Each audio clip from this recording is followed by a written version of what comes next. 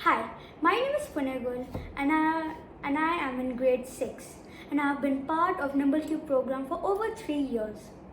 At technology awareness sessions at NimbleQ, I learned about space tourism. Space tourism is a new segment of the aviation industry.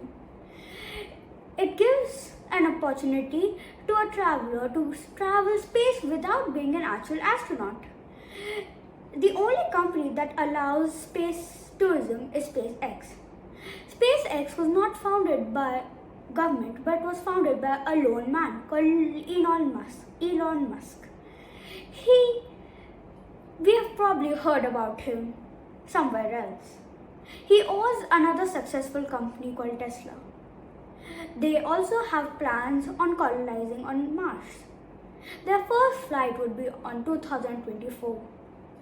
At NimbleQ, apart from technology awareness, I learned coding, business acumen, and financial intelligence. Thank you.